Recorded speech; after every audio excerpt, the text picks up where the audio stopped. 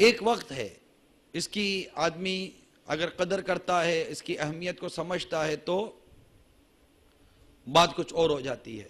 تو یہ جو سانسیں ہیں ہماری، وقت ہے جو ہمارا، یہ وقت بھی ایک قیمتی شے ہے، ایک انمول شے ہے۔ اب اتفاق یہ بھی ہے کہ میری اس وقت گفتگو اس طبقے سے ہے جس نے اپنے وقت کا ایک حصہ تعلیم میں ہی گزارا، میڈیکل سے متعلق ہیں آپ لوگ، تو اس میں بھی آپ کو تجربہ ہوا ہوگا کہ جس نے آپ کے شعبے کے اندر جتنا وقت دیا وہ اتنا ماہر ہوا، جس نے وقت کم دیا اس کی کم مہارت ہے، جس نے وقت سستی میں گزارا وہ عموماً پاس ہی نہیں ہوتا۔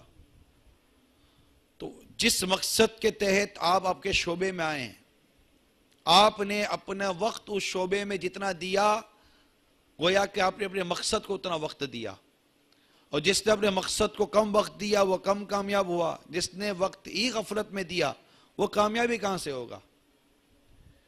یہ بات سمجھ میں آ رہی ہے؟ ہم دنیا میں آئے مقصد کے تحت، جس طرح آپ کے شعبے میں ایک مقصد لے کر گئے کہ آپ کو ڈاکٹر بننا ہے، یا کوئی بھی مطلب میڈیکل کے اندر یا کسی بھی شعبے کے اندر آپ کو ماسٹرز کرنا ہے، آپ اپنے پروفیشن کے اندر کوئی نمایاں مقام حاصل کرنا چاہتے ہیں، تو آپ نے اپنے اس شعبے کو وقت دیا ہے، اور جس نے جتنا وقت دیا اتنا پایا۔ اگر آپ کسی کو پڑھائی کے وقت، کلاسز کے وقت، لیکچر کے وقت کینٹین میں دیکھا پائیں گے، کیفیٹیریا میں دیکھا پائیں گے، یا چھٹی کرتا پائیں گے، آپ کو حیرت ہوگی کہ تم کیوں آئے ہو پھر یہاں؟ جاؤ اپنے گھر پر جاؤ، وہاں مطلب کہ وقت کیوں ضائع کر رہے ہو؟ یہاں اپنا کوئی اور کام کر لو، محنت مزدوری کر لو، ہو سکتا ہے کہ وہاں کچھ زیادہ کامیابی حاصل کر لو، خواہ کا یہاں اپنا وقت برباد کراؤ۔ اس کو سمجھائیں گے اگر آپ سمجھا سکتے ہوں گے تو، ٹھیک کہہ رہا ہوں نا؟ کیونکہ آپ کو پتا ہے کہ اس کا مقصد کیا ہے۔ اس کا مقصد یہاں آ کر میڈیکل کی تعلیم حاصل کرنا ہے، پڑھنا ہے، لکھنا ہے، اور جو مقصد لے کر آئے اس مقصد میں کامیابی حاصل کرنی ہے۔ لیکن جب وہ اپنے مقصد سے ہٹتا ہے تو آپ کو حیرت ہوتی ہے، تعجب ہوتا ہے، اور آپ غور کرتے ہیں یہ کیوں آیا ہے یہاں؟ ایک ہاسٹل کے اندر دیکھتے ہیں کیوں آیا ہے یہاں؟ پڑھائی کا وقت ہے، سو رہا ہے، سیلف اسٹڈی کا ٹائم ہے تو دوستوں کے ساتھ بیٹھا ہوا ہے، کیونکہ پڑھائی ایک الگ ہوتی ہے جہاں لیکچر ہوتا ہے، ایک سیلف اسٹڈی الگ ہوتی ہے جہاں آپ اپنی آپ کو ایک سیلف امپرومنٹ دے رہے ہوتے ہیں، ٹھیک ہے نا؟ یہ ساری چیزیں آپ کے شعبے سے متعلق میں عرض کر رہا ہوں۔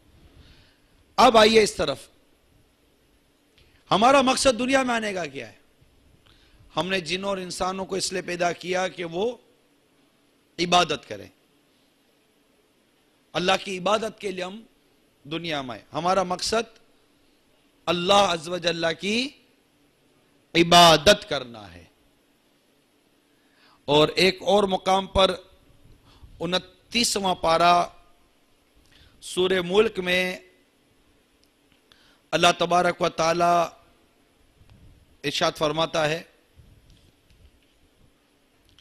الذی خلق الموت والحیات لیبلوکم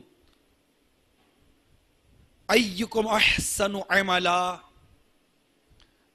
میرے آقا نعمت امام اہل سنت مجدد دین و ملت پروان شمعی رسالت مولانا شاہ امام احمد رضا خان علیہ رحمت الرحمن اپنے شعراء آفاق ترجمہ قرآن کنز الایمان میں اس کا ترجمہ کو یوں کرتے ہیں، وہ جس نے موت اور زندگی پیدا کی کہ تمہاری جانچ ہو،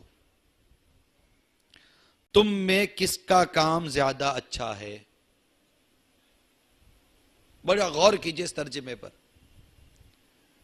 وہ جس نے موت اور زندگی پیدا کی، اللہ عز و جل، اللہ نے زندگی اور موت کو پیدا کیا کہ تمہاری جانچ ہو، تمہیں دیکھا جائے، تمہیں پرکھا جائے۔ دنیا کی زندگی میں، اس کی تفسیر میں لکھا ہے دنیا کی زندگی میں تم میں کس کا کام زیادہ اچھا ہے، یعنی کون زیادہ مطیع و مخلص ہے، فرما بردار ہے اور اخلاص رکھتا ہے۔ یہ اس آیت کی تفسیر ہے، ہمارا مقصد بیان کیا جا رہا ہے کہ ہمیں موت و حیات کو کس لیے پیدا کیا ہے، تاکہ تمہیں جانچا جائے، تمہیں دیکھا جائے اس دنیا کی زندگی میں، اس دنیا کی زندگی میں پیدا ہوئے اور موت آنی ہے. یہ ایک ڈیوریشن ہے. یہ ڈیوریشن ہے. اس ڈیوریشن کے اندر ہمارا ایک مقصد ہے, وہ ہے مقصد عبادت, مطیع و فرما برداری, اللہ تعالیٰ کی فرما برداری کرنا, اس کے پیارے رسول صلی اللہ تعالیٰ علیہ وسلم کی اطاعت کرنا, مخلص اخلاص کے ساتھ, ریاکاری کرتے ہوئے نہیں. ایک مقصد ہے نا. یہ 2 آیات قرآن مجید کا ایک حصہ پہلے عرض کیا, یہ دوسری ایک آیت بیان کی, آیت کا ایک حصہ ہے سورہ ملک کی. یہ دونوں پر غور کیجئے. ہمارا زندگی کا مقصد اللہ کی عبادت, اور جو ایک کانسیپٹ کلیئر ہوا کہ موت اور حیات کا فلسفہ ہے کہ موت اور حیات, ہمیں زندگی ملی اور ہمیں موت دینی ہے, ان دونوں کے ایک ڈیوریشن ہے. اس ڈیوریشن کے اندر کیا کرنا ہے, ایک ایم آف لائف دیا جا رہا ہے, ایک مقصد حیات دیا جا رہا ہے. وہ یہ ہے کہ ہم جانچیں, ہم دیکھیں گے تم